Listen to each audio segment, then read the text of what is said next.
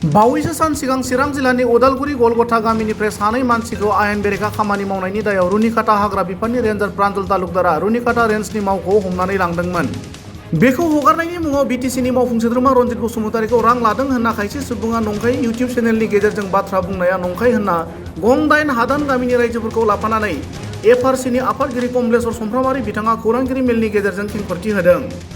गिबियावनो आङो 8था गामिनि एफआरए कमिटिनि जानानै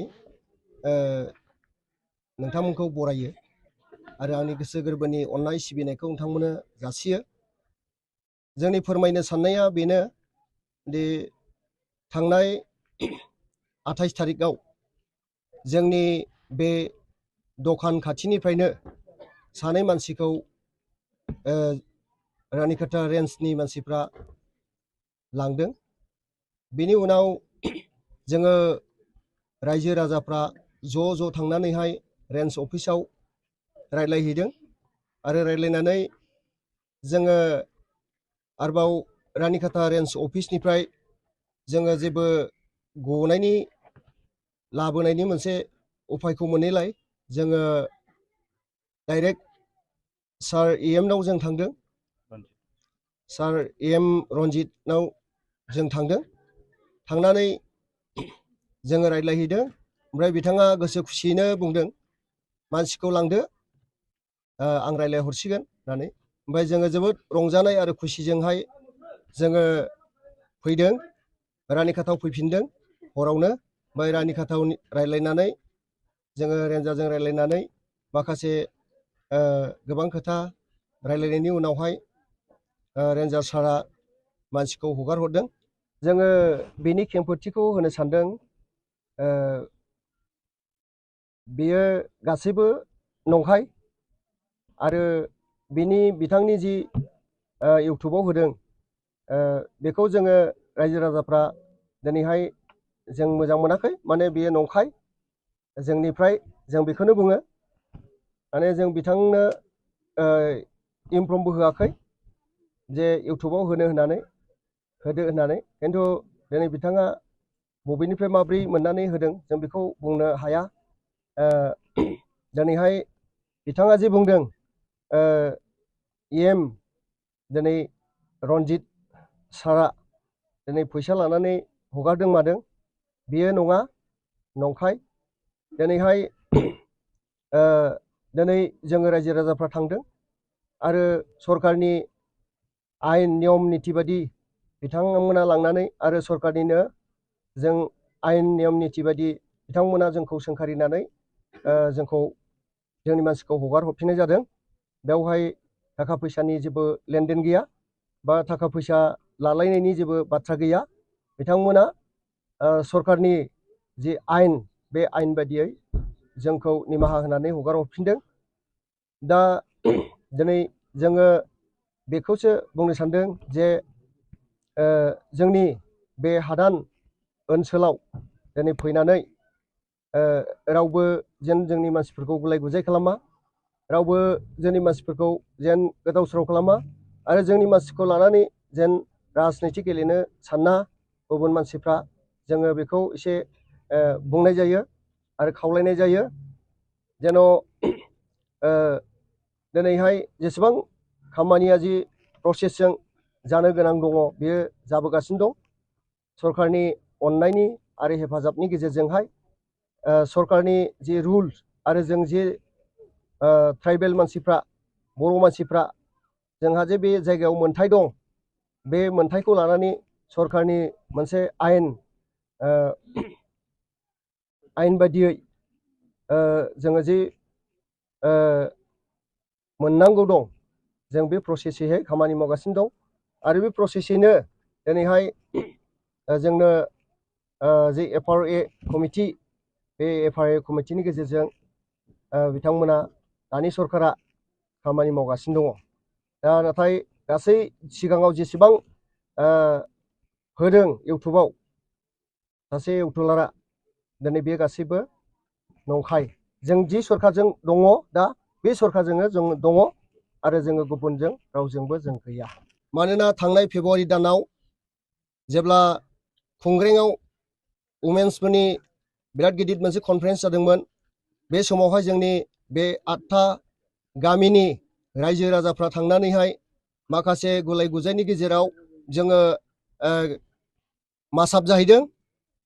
जोङो बेवहाय बयबो जोङो आखाइ हमहैदों आरो सार रनजित बसुमतारियाबो बेवहाय जोंजों लोगोसे दङमोन। जोङो बे समनिफ्रायनो जों जेरावबो गैया। जोङो दा जि रुलिं सरखार जों बिथांजोंनो जों दङ आरो जों बयबो खौसे। जों दिनै मालाबाबो जोङो आरोबाव जों गुबुन जानाय नङा।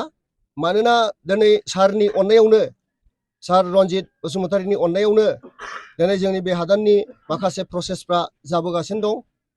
जेरै बिथाङानो जोंनि 8था गामिनि एफआरए कमिटिनि पस्टिंखौबो एप्रुभ खालामनानै होदों आरो बिथांनि अननायावनो जोङो दिनैहाय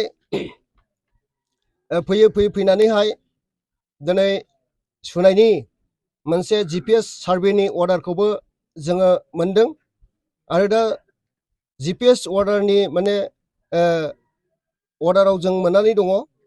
दा बावैसोनो सुनायनि थाखाय बा सार्भे खालामनो थाखाय लाहार फाहार खालामगासिनो दं। जों बेनिखायनो जोंनि रायजो राजाफ्रा जोबोद गोजोननाय मोनदों आरो रंजानाय मोनदोंमोन। नाथाय नैबे समयसाखौ लानानैहाय दिनै जोंखौ मा षड़यन्त्र खालामनो साननानैहाय दिनै जोंखौ बेबायदि बुंनानै होखो जों मोनथिनो हाया। दा जों गोसोआव जोबोद दुखु मोनदों। जेन' जोंनि बे हादानावहाय जोंनि बे 8था गामि अदालगुरि फरेस्ट ब्लक बे कमिटियाव सोरबा माबा मोनसे साननायजों जोंनि गेजेराव फैनानै जोंनि रायजो राजाफोरखौ प्रल'भन खालामनानै जेन' गुलाय गुजाय खालामफैया। जों खावलायो, जोङो जाय सरकारा दङ जों बेजोंनो दङ आरो बेजोंनो जों दिनैहाय गोसो मोदोम जिउ होनानै जोंनि गोसो गोरबोआ गासैबो बिथांजों लोगोसे दङ आरो बिथांनि सरकारजोंनो जों दङ। जों गुबुनाव गैया। दा जोङो बेखौ लानानै रंजानानै खुसि खुसि जों मावनानै जागासिनो दं। जों बिथांनो इनफरमेसन होआखै बेबायदि इउटुबाव हो होननानै। दा जों खावलायो अननानै सारआ आरो दिनै जोंनि ब्लक आरो UPPL सरकारा जोंखौ जेन निमाहा होयो। जों माब्लाबाबो बेबायदि खामानिखौ जों मावाखै आरो जों रावजोंबो दिनै गैया।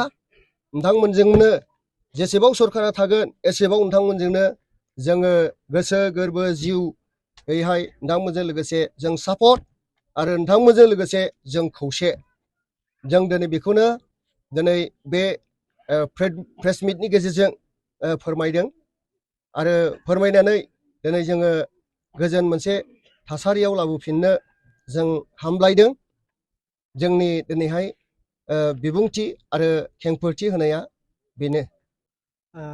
जोंनि सायाव बेखौनो जोङो बुङो। जोङो मिथिनो मोन्दों जों हादानाव थानाय हिसाबै जोंहा टावार गैयै हिसाबै जोङो नुवा। ओमफ्राय माखासे मानसिनिफ्राय खोनादों देरहासार इस्लारि बिथाङा जोंनि एगेन्सि बुंदों बिथाङा जिखि पार्टियाव थाया मानो थाथों जों बेखौ बुङा। जोङो दानि जिथुनाखि रुलिं गभर्नमेन्ट जों बेजोंनो दंखायो आरो जोंनियावहाय बेफोरबायदि इलिगेलखौ बिथाङा इयुनाव जेन दालाबोथों जों बेखौनो खावलायो। एलिगेसना बेनो जाहैबाय जोंखौ जिथुनाखि जोंनिफ्राय सानै मानसि हमना लांदोंमोन बिनिफ्राय थाखा फैसा लादों होननानै बिथाङा बदनाम होदों। जेन बेफोरबायदि मोनसेबो नङा आरो लायाखै। जोङो जेरैबायदि हमना लांदों ओरैबायदि जोंनि मानसिया थांनानै बिथांखौ बख'नानै लाबोदों। ओमफ्राय बेवहाय थाखा फैसानि जेबो रायलायनायबो गैया आरो होबोआखैबो। बे सैथो। जों जोबजासेखौ बेखौ बुंगोन। सोरखौ फैसा लादों होननानै बदनाम होदों? दा बदनाम होनाया ओरैबायदि जोंनि मानगोनां EM सारखौ रनजित बसुमतारि सारखौ 15,000 खरि फैसा लादों होननानै बिथाङा बदनाम होदों। जेन इयुनाव बिदि नंखाय बाखाय बाथ्राफोरखौ जेन बुङा। बे बाथ्राया ओरैबायदिसो जे सानै बेक्तिया नंगौ हमनानै लांजादों। जों बेखौ थगायाखै बा जेनेबा जों बेखौ नंखाय होननानै बुङा। बिथांमोना जेनेबा लामायाव सानै बेक्तिखौ हमना लांदों। बिथांमोना जे हाग्रा एसे दानस्रायबाय थादोंमोन गावगायनि बे प्लटआवनो। दा बेखौ बिथांमोना हमनानै लांदों आरो बिथांमोना गावनि आयेन भाबे बिथांमोना बेखौ बिसार खालामहैदों। आरो नंगौ जोङो इलिगेल हायाव जोङो दायो दङ। खिन्थु बे बाथ्राखौ लानानै जोङो सावरायनायनि गेजेरजों जों बिथां रनजित बसुमतारी EM दानि जिथु EM जों बिथांनियाव खावलायहैदों आरो बिथाङा जोंखौ अननानै जोंखौ गोबां मदद होदों। जों अफिसारफोरजों रायज्लायनो जोंहा बेबायदि कुवालिटि गैया, खिन्थु बिथाङा जोंखौ ओरैबायदि बुंहरबाय, थांदो नोंथांमोननि मानसिफोरा दायो लांनो हासिगोन। नै बेसांखिनि जोंनो एडभाइस होनानै जोंखौ रुनिकाटा रेन्जआव थिनहरबाय आरो जों गावनि मानसिफोरखौ बेबायदिनो मोनबोनो हादों। आरो जों दानि जिथु EM रनजित बसुमतारी जों बिथांखौनो हामबायना बुंदों। जों दुखिया दरिद्र मानसिफ्रा बेयाव हाजार हाजार मानसिफ्रा दिनै बिसि बिसाय गथ' गथाय लानानै रायजो जानायाव बिथाङा जोंखौ जेबो डिस्टार्ब खालामाखै आरो खालामदोंब्लाबो गावनि जिथु माबा खालामनो मोन्थाय बेखौ बिथाङा एसेबाबो खालामदों। जिथु बावैसो जिथु एफेक्टेड जादों मोननै गामि, खिन्थु जों बेखौबो गाज्रि होननानै जोङो बुंनो हाया, मानो होनबा बेहाबो बेखौ मावनायनि मोन्थाया दङ। खिन्थु जों रायजो राजा हिसाबै बिथांनि सायाव जों दुखु मोननाया गैया, बेसांखिनिया जाखायो। गतिके जाहा बावैसो जोंनि प्रेसिडेन्टआ जि बिबुंथिखौ होलांबाय बेखौबो आं हामबाय होनना बुंदों। जोंनि बे हादान एरियायाव जोंखौ लानानै गोबां पार्टिफ्रा गुबुंले खालामनो फैनाङा। जों बेयाव हासो नागिरनो फैदों, बेयाव माबा मोनसे जों पलिटिक्स जों गेलेनो जों बेयाव फैयाखै। गतिके जों दायो जिथु जोंहा मोनसे रुलिं पार्टि दङ, जों बेजोंनो जोङो दोङो आरो जों थानांगोनबो। आरो जों सरकारनि सिङाव गंग्लायनायानो जोंनि मोनसे गेदेर थांखि। जि सरकारानो थाया जों बेजों जों नांनानै थागोन आरो बेयाव जों खौसेथियैनो दोङो आरो जोंनि बिनिफ्राय जेबो माने लेर फेर जानाय नङा आरो बिनिफ्राय जोंहा गुबुंले थासारिखौ जों बेयाव सोमजिहोनो जों हानाय नङा। जाय इउटुबारा नोंथांमोनखौ एलिगेसन होदों बिथांखौ मा सोंखारिगोन? जों बिथांखौ दिनैनि बे प्रेस मिटनि गेजेरजों खावलायदों, इयुननि खेबाव बिथाङा बेबायदि नंखाय बाखाय खोथाफोरखौ बुंनो नाङा। जि बाथ्राफ्रा बुङोब्ला बिस गोनां आरो जोंनि संसार जानायाव दुखु दाहा लाबोयो आरो गुबुंले थासारि सोमजिहोयो, जों बेफोरखौ माने जों लुबैयाखै। मानो होनबा जोंहा बेयाव रावबो गैया। गुबुन गुबुन जायगानिफ्राय दै बुलानानै फैनाय हा गैजायै मानसिफोरा बेयाव संसार जाफैदों आरो जों बेयाव सरकारजों जों आरो बेलेग खेंसालियै जुदि जों नायजायोब्ला जोङो बहुद दुखु खस्थ' जों सैसोनो गोनां जायो। बेनिखायनो जाय इउटुबारा जोंनि जानानै जि खोथाफोरखौ बुंदोंमोन बेफोरबायदि इयुन भाबे बुङालासिनो थानाया गाहाम।